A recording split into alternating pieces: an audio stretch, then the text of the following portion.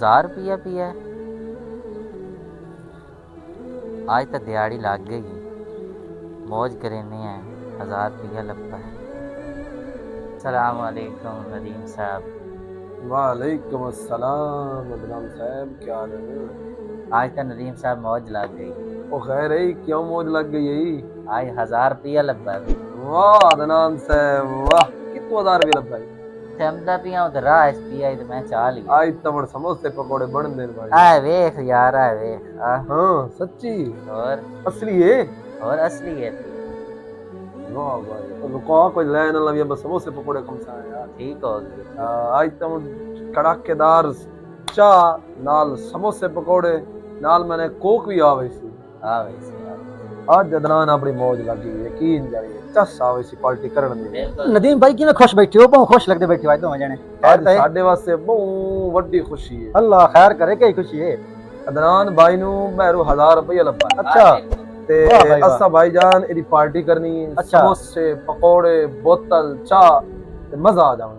ये नदी अदनान साहब ने लब्बे पैसे। हां जी, अल्लाह दी जमीन तो लब्बे अल्लाह ते जेड़े पैसे तोने लब्बे तुसा ओदे वास्ते इतने खुश होंदे बैठे हो। ते होर की है ओए, अल्लाह दित्ते नु तना की है, पार्टी खाओ कमसा है, पार्टी करसा। वाह भाई वाह नदीम भाई, इतना खुश ना हो। ओ किस तरह? ये जेड़े पैसे तोने लब्बे ना, हां जी, ये ਤੁਹਾਡੇ नहीं है बल्कि ਤੁਹਾਡੇ ਕੋਲ अमानत है। ओ साडे कोल किस तरह माने भाई? सानू किसे दित्ते ने? जमीन ते पाया सचाल है, जमीन ते जो असा पाया, उन्हां नु आके रखो। ठीक है जमीन ते पाया। हां हुन अगर साडी कोई चीज डाय पवे ते अच्छा, सानू परेशानी होंदी है कि नहीं होंदी? सब ज़ाहिर परेशानी तो हुन होंदी जे शोदे ते पैसे डट्ठन 1000 रुपया, हाँ। ਤੁਸੀਂ आप सोचो उस बंदे नु परेशानी हो सके ना हो सके। यार ये गल तो सोची का नहीं। वो तो परेशान होंदा वदोसी ना वेंदा वदोसी कि यार पता मजदूरी करके हमदा पिया हाई, पता उन किसी को लेने आसु ओ शोद को ले आसु।